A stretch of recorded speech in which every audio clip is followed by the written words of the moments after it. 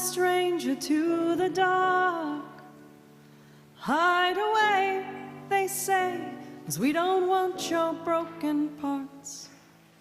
Learn to be ashamed of all my scars. Run away, they say, no one will love you as you are, but won't let them break me down to dust. I know that there's a place for us, for we are glorious.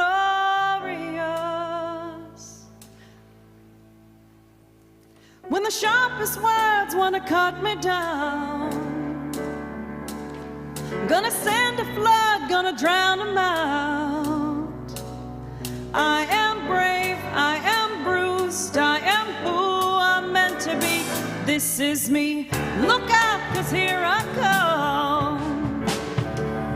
And I'm marching on to the beat I drum. I'm not scared to be seen, I make no apologies. This is me.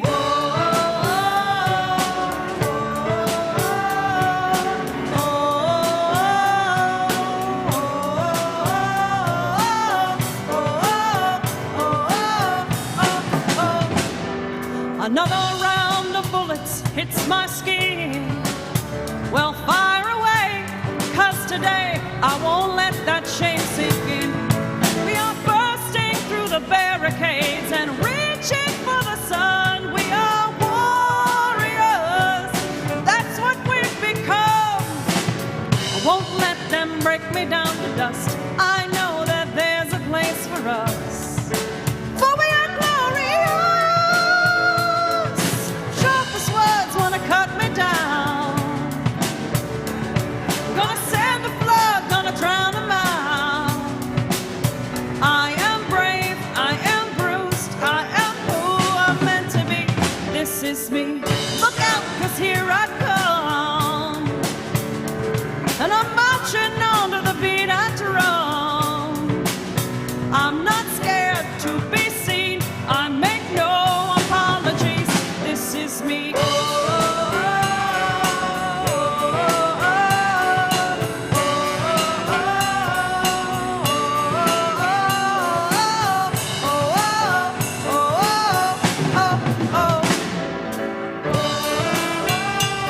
And I know that I deserve your love. There's nothing I'm not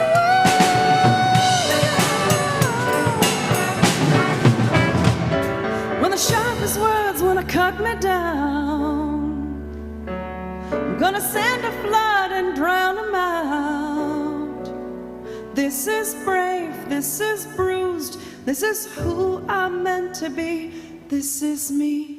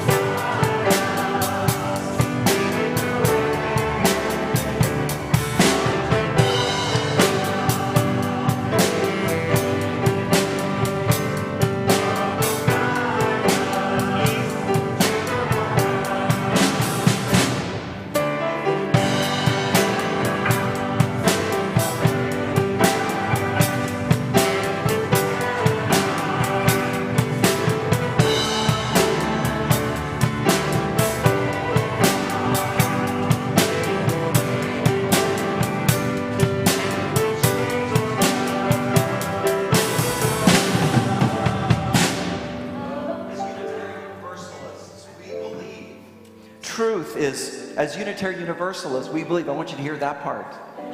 We believe truth is larger than any one book or way. Religion and science, they can go hand in hand. Integrity requires freedom of conscience. Diversity is something to celebrate. In the struggle for justice, we come alive. Our highest aspiration and calling is love.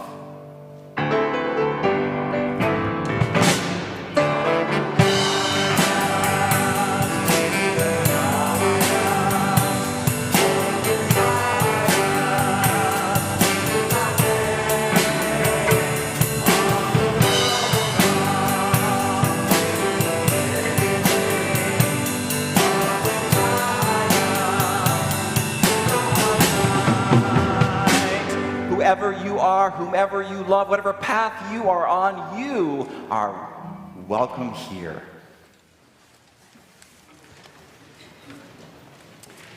So we are lighting our chalice today, mindful that one person's light can light another's.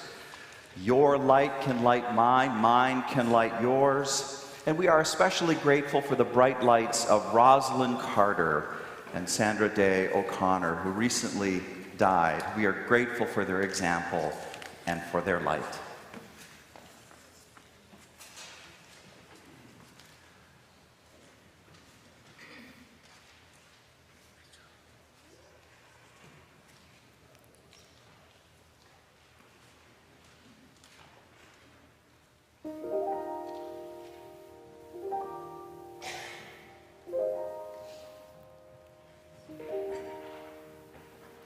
Thank you.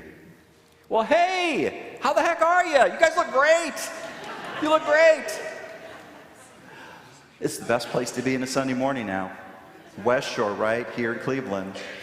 Once again, welcome to everyone here and to the folks joining us from home virtually. West Shore has so much good that's going on. You hear me say this all the time. It's true. Lots of ways to plug in, to learn, to get connected, to build friendships, to go deeper in friendships. Check out your West Shore Weekly. So let's see what is happening today. Did you all see the bookstore? Yeah. The book fair. You got to check that out. Go to the bookstore around there. You'll see all of these tables of very cool books. You want to check that out. Pastoral care team in the Rotunda. Do you know that our pastoral care team is always there every Sunday, and they're willing, happy to chat with you. A representative of the team is there. Just a wonderful team in our congregation, a way in which we weave the fabric of community. Let's see, what else? Child dedications for Christmas Eve. Yeah, for our 5 o'clock service, if you have got a child and you would love to see them dedicated in a worship service here, let us know. Let me know. Let Megan Ross know. We would love to be able to do that for you. Those are some of the best things that we do as Unitarian Universalists. Lots of stuff coming up. Check out my Tarot Spirituality Workshop. Got to check that out. All right, that's coming up in a couple of weeks. Soul Collage. Barbara Walker's leading that. That's great. Anyhow, just all sorts of things. Check this out. Every Friday the weekly e-news goes up. Lots of information there for you. So we're just excited to be a congregation that is vital and growing in just so many ways of finding a connection, being connected. Now, I want to ask, if you are here for your first or second time and you don't mind people knowing, would you raise your hand? Let us know. Whoa! Glad you guys are here this morning. Thank you for joining us this morning. Now, usually, we're about to go to the greeting time. Usually, I'm going to go out there and join with you, but I can't. I'm stuck to my rollator for 6 weeks. So I'm up here in the chancel. So if you want to say hi to me, you got to come to me. You don't have to, but just to say, let's greet each other right now. Let's do it.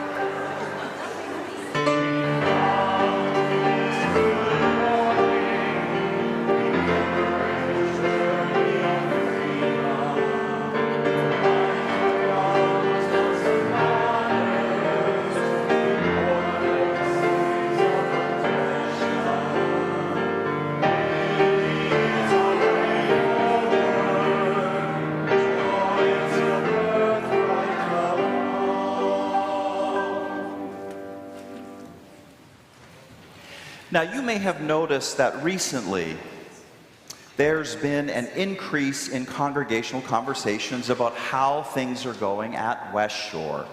Many of you were part of conversations related to the evaluation of the West Shore minister, and many thanks to those of you who participated. We're going to be sharing those results with the congregation here pretty soon. And also, just a couple weeks ago, in Baker Hall, around 120 folks joined with the board in thinking about our future, planning for our future, thinking about what an all-congregational service project might look like for us. These are exciting and important conversations, and they symbolize how we, all of us, belong to each other in the mission and the ministries of this congregation. Today, I am inviting you to be a part of another congregational conversation right now. It'll take 3 minutes max, very short. I want you to take out the questionnaire in your order of service. It's about our annual service auction. Some of the questions in this questionnaire are about our most recent service auction. Others are more about the future. And we are sincere about the importance of your feedback. We're really wanting your honest feedback. Help us to know how things are going. You know, your honest feedback is a gift. It's a gift just like your gifts of time and talent and money. When you're done, please place the questionnaire in the offering basket as it comes around, or you can hand it to an usher as you exit from the sanctuary after the service. Our offering will now be given and gratefully received.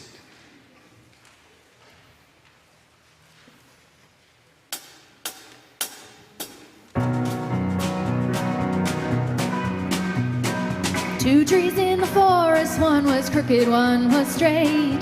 Crimson bark and emerald needles growing day by day. Though they look so different, they enjoy the rain the same, side by side. A chickadee, I told them of a darkness on the land, spinning blades carried by a man. And every other tree would see them cut down where they stand by and by. Oh, can't you see? A crooked tree won't fit into the mill machine. They're left to grow wild and free. I'd rather be a crooked tree. The perfect trees were driven down the mountain to the mill. They turned them into toothpicks and $20 bills. Seeing the more that the people took, the more they needed still in the end. The crooked trees were left there after all the work was done.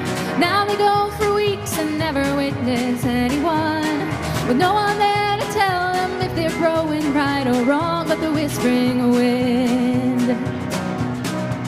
Oh, can't you see? The crooked tree won't fit into the mill machine. They're left to grow wild and free. I'd rather be a crooked tree.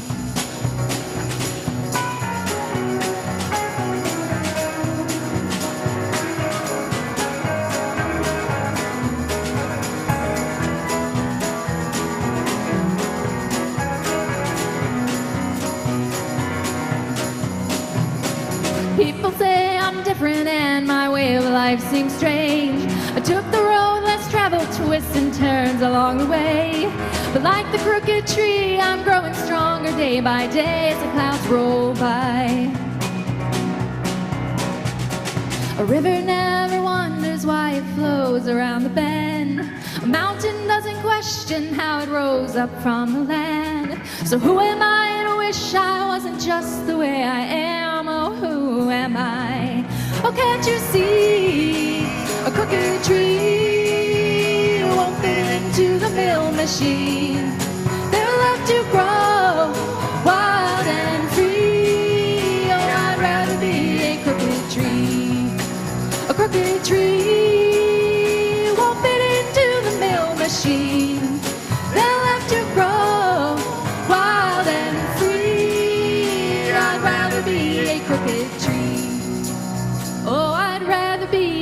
crooked tree.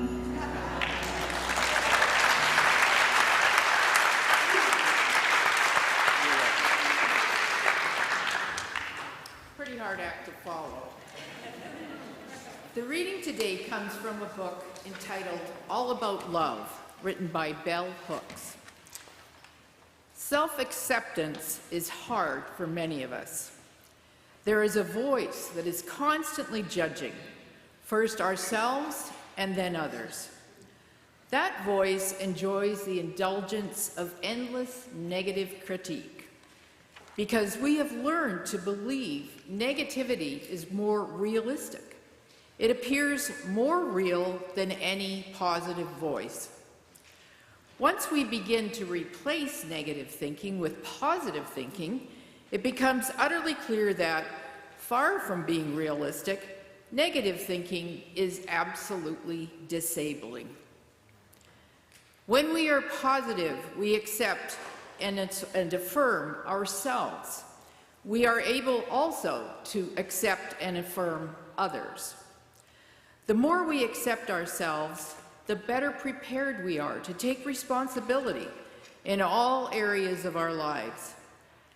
Commenting on this third pillar of self-esteem, Nathaniel Branyan defines self-responsibility as the willingness to take responsibility for my actions and the attainment of my goals, for my life and well-being.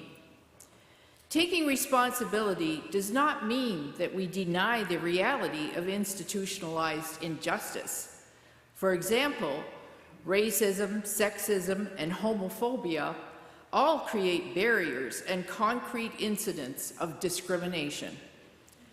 Simply taking responsibility does not mean that we can prevent discriminatory acts from happening, but we can choose how we respond to acts of injustice. Taking responsibility means that in the face of barriers, we still have the capacity to invent our lives, to shape our destinies in ways that maximize our well-being. Every day, we practice this shape-shifting to cope with realities that we cannot easily change. Here ends today's reading. And now let us bring forward our deep joys and sorrows of our hearts in our ritual of For All That Is Our Lives.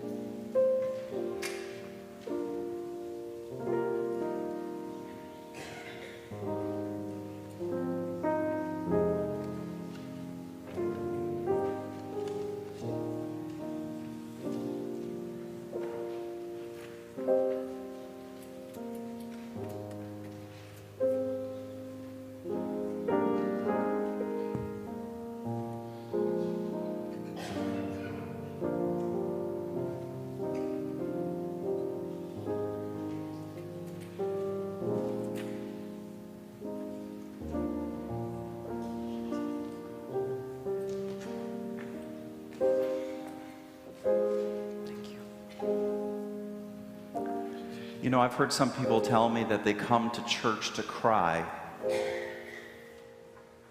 And maybe that makes sense to some of you, or maybe many. When church works, it opens up a space where we can deeply feel what's on our hearts. And that's what these cards are all about, the stones that you've placed. I'm going to take our joys and concerns, the ones that we have expressed, the ones that are in our hearts unspoken. I'll take them into my meditations this week and pray for all that is our life.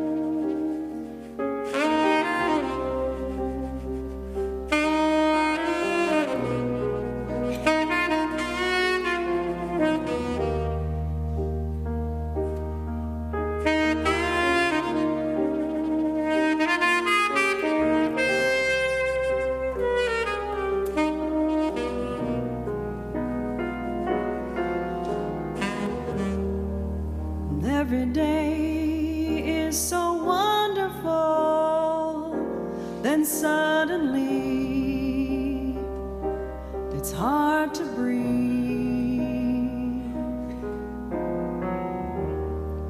And now and then I get insecure from all the pain, feel so ashamed.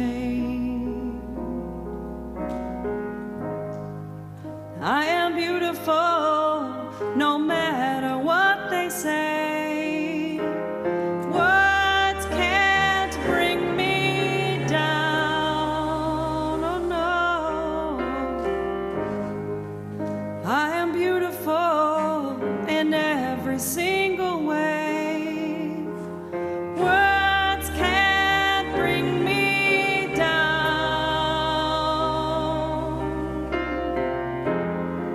So don't you bring me down today.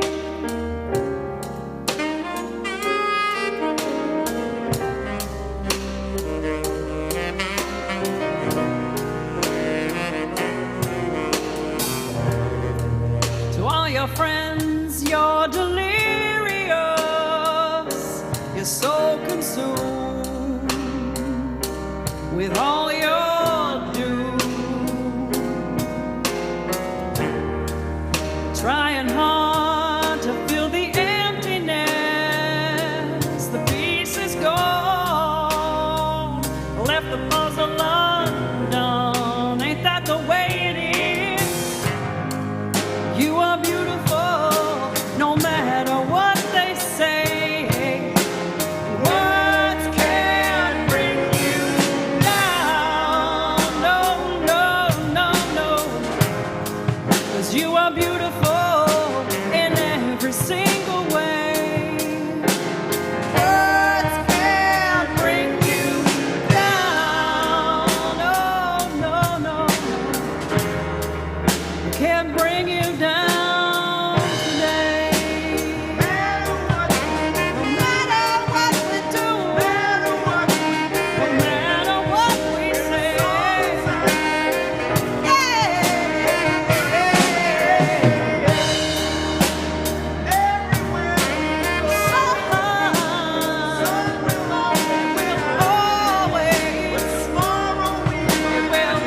Always shine.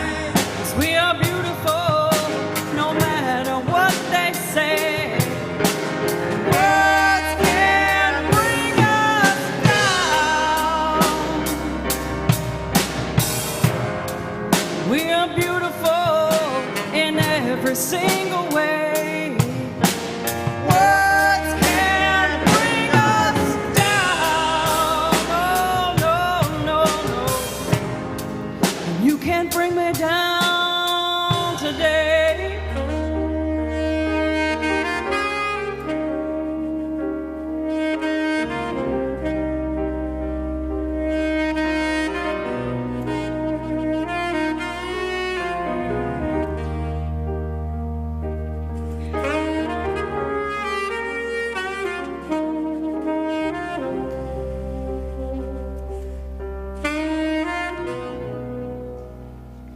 Oh, don't you bring me down today.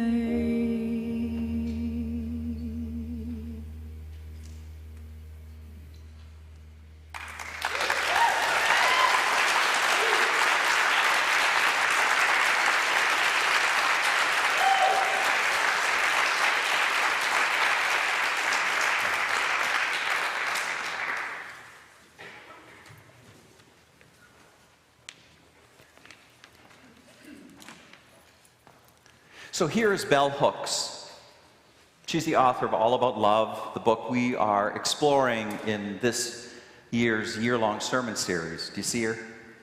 It's hard for me to turn around. So love is our focus all year long. Different aspects of love. And today we're going to look at that aspect of love that's about self-love. And as Bell Hooks says, when I talk with friends and acquaintances about self-love, I'm always surprised to see how many of us feel troubled by this notion. Let me ask you, does the notion of self-care trouble you? So one of my favorite TV shows is RuPaul's Drag Show, okay? Drag Race. And RuPaul concludes every one of those shows by saying, if you cannot love yourself, how the heck are you going to love someone else? And then she says, can I get an amen up in here? Amen! Thank you. It always makes me smile. I love it. I love that show. But, you know, it also unnerves me. I just want to be honest. It unnerves me. It's meant to be inspiring when RuPaul says that. We've heard that before, not just from RuPaul. We hear it all the time.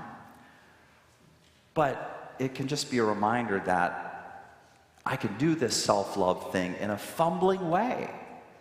And it's just a reminder that actually can send me into a sense of shame. It really can.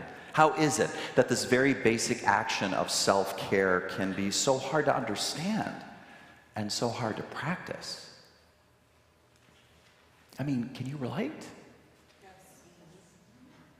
What is loving yourself really all about? What is it? Now, reading Bell Hooks' book and writing this sermon, they've helped me to, I think, get a better understanding of why it can be so confusing, just to start right there. I mean, after all, the definitions of love that we normally encounter in American culture, American society, those definitions are bad. Now, just in general, definitions serve to shape the imagination. That's what they do.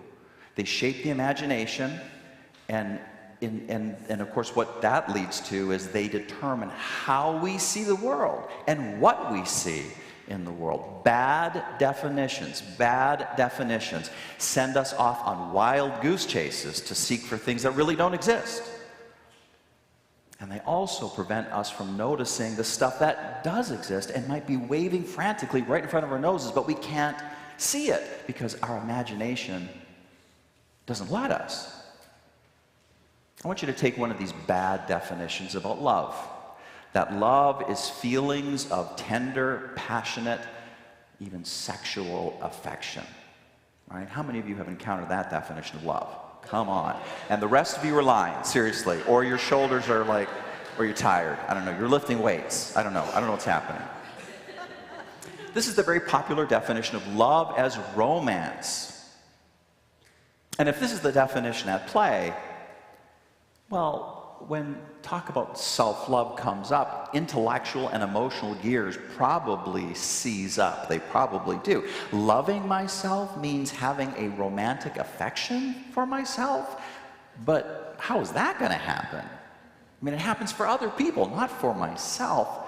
Furthermore, I live with myself all the time. All the time, I see things in myself that are unattractive, anxiety-producing, boring, frustrating, gross. That is just not sexy, in short. I mean, whenever such things arise in my romantic relationships with others, well, the romance loses steam. So how can I ever expect to feel romantic feelings towards myself? Loving myself? What? That's just nonsense. I hope he cleans that mirror afterwards. I'm just saying. Or I want you to consider another bad definition of love. That love is overindulgence. Okay? Now, Bell Hooks, she points to some patterns of child rearing for the origin of this particular bad definition of love. She speaks of children who are overindulged. They grow up thinking that love is not about what they have to give others. Love is mostly something given to them.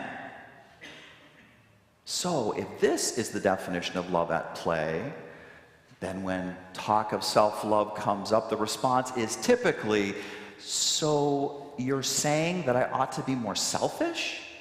You're saying that narcissism is okay, that it's all about me mentality is okay? But that's not okay. Intuitively, we know that our personal well-being depends on an absence of self-contempt. It depends on an absence of self-withering shame. Intuitively, we know that we're not going to have much to give to other people if this little light of mine is about to blow out. We know this intuitively. If you can't love yourself, how the heck are you going to love somebody else? There must be love for oneself, but the self-love of romantic feelings or of unrestrained narcissism can't be it. So what is it then? What is this self-love thing? Bell Hooks draws from psychiatrist M. Scott Peck's classic self-help book, The Road Less Traveled, for her basic answer. She quotes directly from Peck, where he says, "Love is as love does. Love is an act of will, namely both an intention and an action. Will," he goes on to say, "also implies choice. There's nothing, you don't fall into love, you choose to love. We don't have to love, we choose to love. Love is the will to extend oneself for the purpose of nurturing one's own or another's spiritual growth." And everything follows from that good definition. That is the definition that's going to transform all talk about self-love. That is the definition Bell Hooks runs with when articulating key ways of doing it. Chapter 4 in her book, that's in All About Love. That's where this mainly happens. And there we're going to read that self-love is essentially an act of will in building one's self-esteem. You choose to do this even in those moments when, honestly, you're feeling kind of meh about yourself. Or worse. Right? You get it? Meh. Meh. Can I'll have you go meh? Meh. Yeah. Even when you're feeling meh about yourself, you choose to love yourself. So let's get self-love back on track. Here we go. Self-love starts with the choice, however awkward, however scary, to stand up for yourself.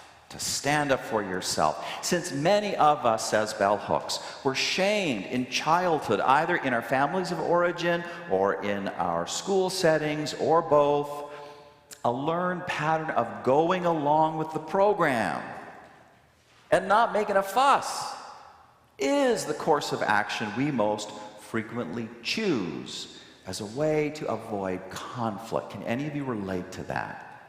Just going along. Yes, yeah. Thank you for both arms. Again, I don't know what's happening over here. Seriously, it's like weak shoulders. I don't know what's going on.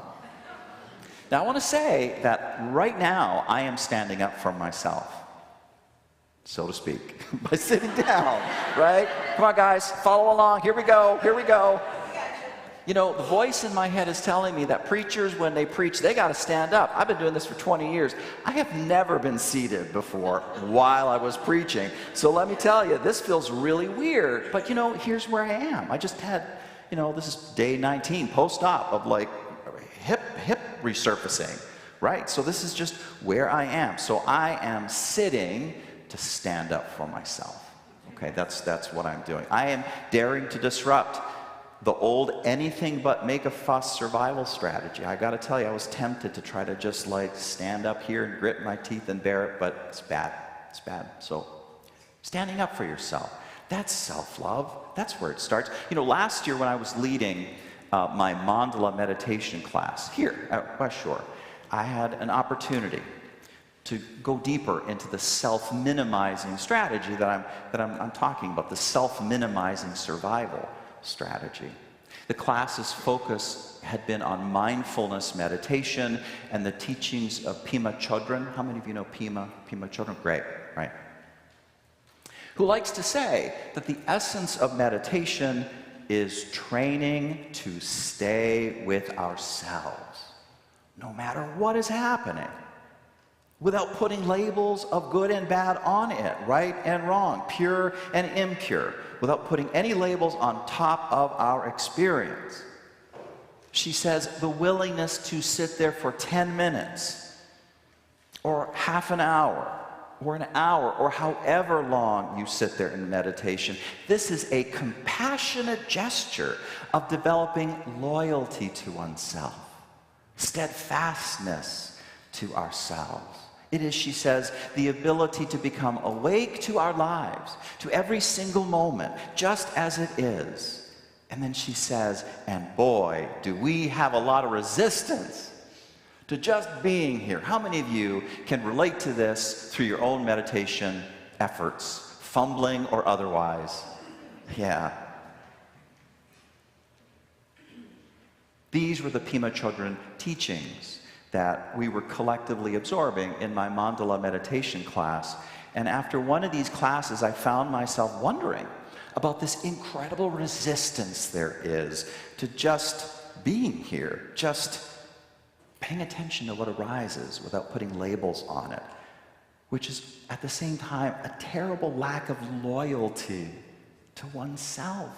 Do you get that? A lack of loyalty to oneself. And you know, I didn't have to wonder for very long. I remembered how, growing up, I learned very quickly to be disloyal to myself as a condition of being acceptable to my primary caregivers.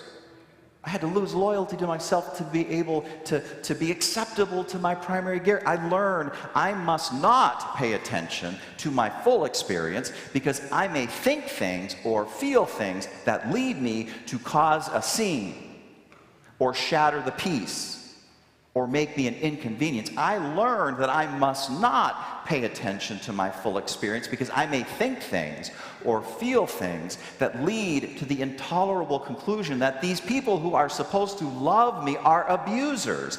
And this place that I call my home is my prison. I learned that I must not pay attention to my full experience because I may think things or feel things that I cannot control. They will overwhelm me like quicksand. I learned I must not pay attention to my full experience because I may think things or feel things that essentially result from me being cut off from those I depend on for my very life. This is the mind of a 5-year-old. These memories they came tumbling out of me, one after the other.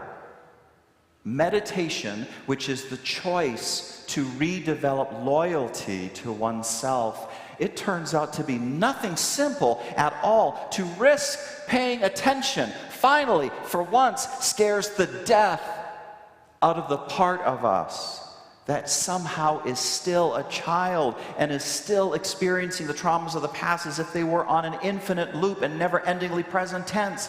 Each of us has a part that's like that. Some folks call it the inner child. It scares the death out of that inner child. Of course, when you try meditation, there's going to be resistance. Because do you see how much is at stake to relearn how to be loyal to yourself?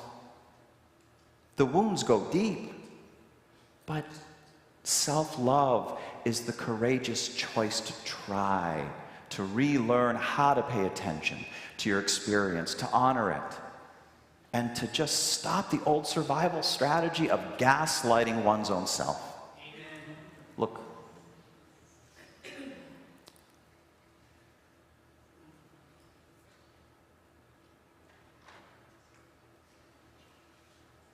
From this critical self-love choice, more self-love follows. This includes love of self that is about living more consciously. Self-love is, secondly, being able to step back from the swirl of one's immediate perspective, to step back from that and get some perspective, to change up one's point of view of what is happening, to move from a worm's eye view to a bird's eye view. Y'all get that difference? Worm's eye versus bird's eye. The view that is right there, you're in the dirt, the grass is above you, they look like redwoods, versus the view from above and you see the entire shape of the landscape, you see the larger context. Worm's eye versus bird's eye. One of the most conscious mindsets I have ever encountered about what it means to be human comes from a Muslim. He is the Sufi mystic Rumi, who lived in the 13th century in what is today called Turkey. And he once said this. He said, "Your task is not to seek for love, but merely to seek and find all the barriers within yourself that you have built against it." Let me read that again. Your task is not to seek for love, but merely to seek and find all of the barriers within yourself that you have built against it. And there it is.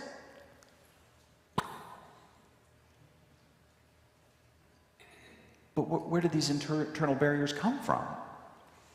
Where do these internal barriers that build up against what Rumi calls love, but what I want to interpret to mean as a sense of deep, abiding spiritual peace? The deep peace within. What happened to us so that this deep, abiding peace within us seems paradoxically beyond reach, and we are just, I don't know, well, if you're like me, you're spending tons of money in the self-help section, right? Or spirituality or whatever, that's what you're doing. You're looking for the peace outside you, but it's here, but it's just hidden away through the internal barriers. Where do they come from? We need to dare to find out where these internal barriers. We need to rise up and we need to look at ourselves from a bird's eye view.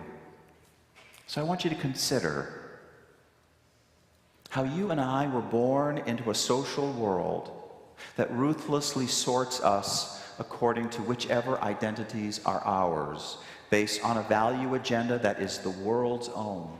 It is the world's own agenda. You and I were born, and here we are with our tiny, vulnerable bodies. And our tiny, vulnerable bodies, they bore a certain skin color, and we're judged about that. We were born in our tiny little bodies. They came with certain sex organs, and we were judged about that. Born, we were perhaps possessed of certain congenital disorders, or we didn't, and even more judgment came our way. Good or bad, better or worse, worthy or unworthy. And besides racial and gender and ability identities, consider how we are born into certain groups. We are born into families that are rich or middle class or poor, and we are judged accordingly. We are born into single-parent families or two-parent families or some other kind of family, and we are judged. We are born into families that are Christian or Muslim or Jewish or Unitarian Universalist, and we are judged. All of these identities, they trigger social judgment as better or as worse. And the judgments will conflict too, depending on which social perspectives they may be coming from. And then we grow older. Interests and talents emerge, and they become identities that also trigger judgments of bad or good. You can throw a ball well. Great. Join the football team. You can't throw at all. Oh, you must be a girl. Talents, these interests. What about sexual orientation? Society definitely gives people feedback about that one, right? We are temporarily abled until in some way we are not. And then we feel the sting of ableism.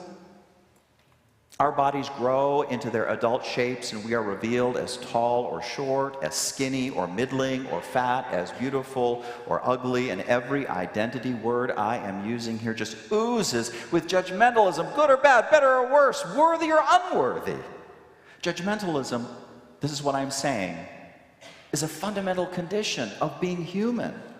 And it comes into focus when, through the power of self-love, we start to think more critically about our lives, our human situation, and we move from a worm's eye perspective to a bird's eye perspective. We come to realize that judgmentalism fundamentally limits us. There is, in fact, so much emphasis on identities, on the judged identities that make us up, that it can seem that we are nothing but our collection of social identities. That's all we are. And therefore, we are nothing but beings who are judged. Spiritual teachers throughout the ages have proclaimed that people are more than their social identities, that there is a deeper and a realer spiritual identity that is deeper than all of those social identities. A spiritual identity of inherent worth and dignity that is shared equally among all people. But you know, the judgmentalism is so pervasive that what these spiritual teachers have proclaimed perennially in all times and all places, it can fall on deaf ears. It can inspire disdain, disbelief. And a big part of it is an inside job, because we inevitably internalize the judgmentalism. Meditation proves a point. Through meditation, we come to know intimately the irrepressible labeler within, labeling everything good and bad. Call that internal voice the judger. The judger is like a crazed monkey with a baseball bat in a tiny room full of delicate and beautiful glass sculptures, smashing every which way. Good, bad, better, worse, worthy, unworthy. That is how the internal barriers to peace get built. The internal barriers that make us believe that we don't have deep abiding peace within us. That is how we can feel like we are spiritually starving, even as this peace has always already been within us. You know, one of our brilliant spiritual ancestors, Ralph Waldo Emerson, our own spiritual prophet, he once said in the 19th century that people just act so weird. They act so very strangely. They act like, this is what he said, they say that people act like a king who suffers from amnesia.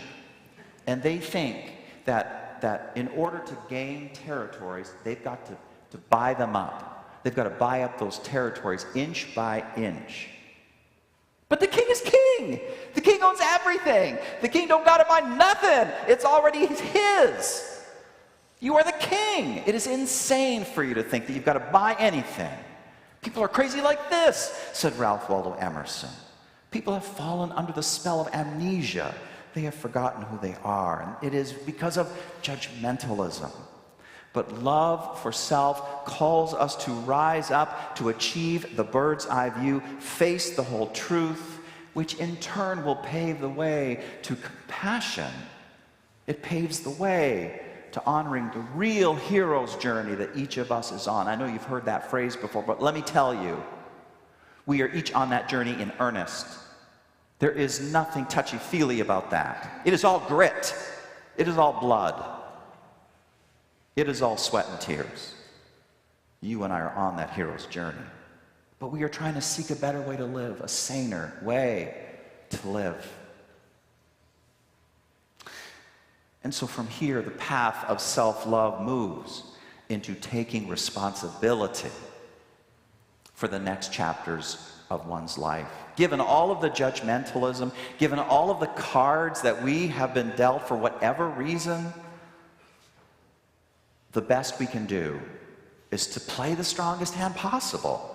Self-love is decidedly not giving up. It is not fatalism. It is not cynicism. It is not a victim mentality. It is not an active collection of grievances. That's just more judgmentalism. Don't give the world more of that. Judgmentalism strangles, but self-love makes a person finally able to breathe.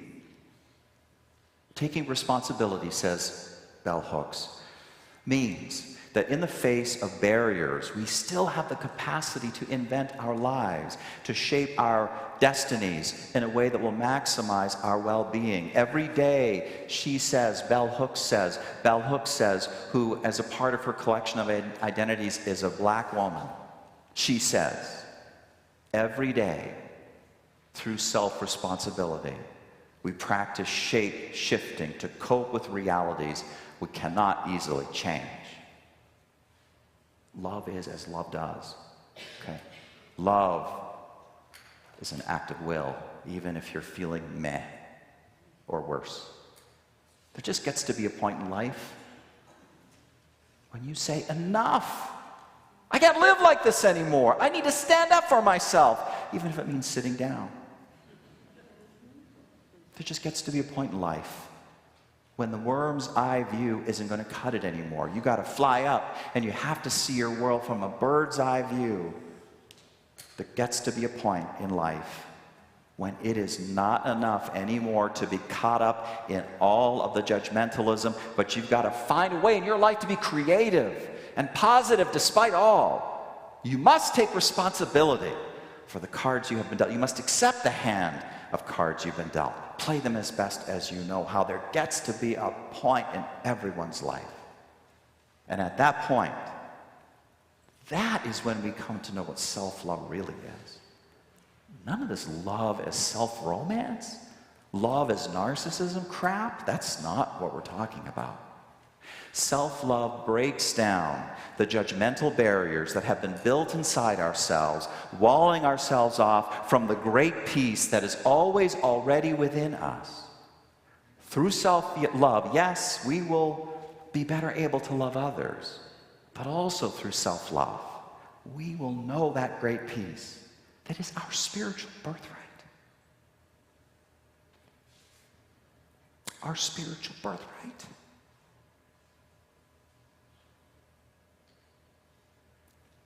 You don't have to buy that. You just have to be that.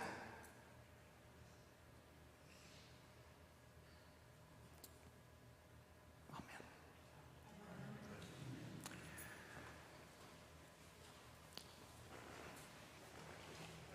We're going to extinguish our chalice now. Please say these words with me.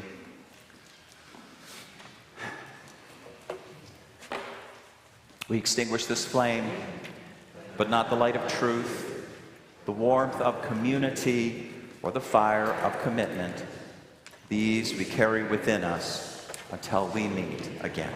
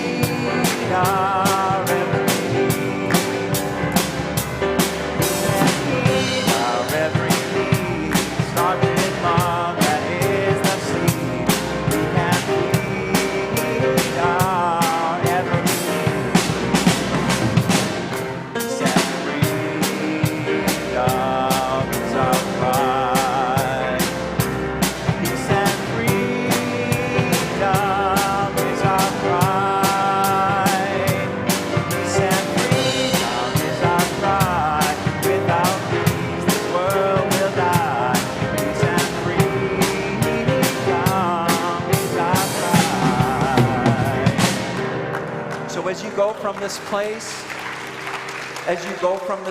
today, I want to ask you, what is your cry? What is your cry?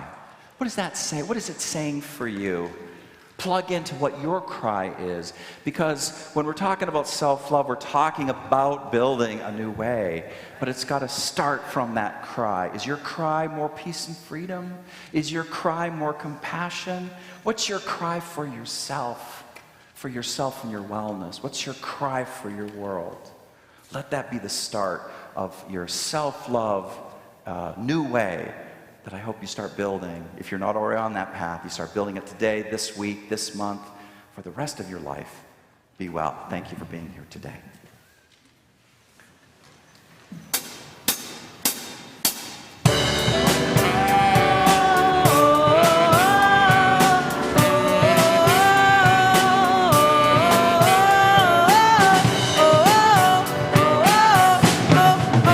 This is me.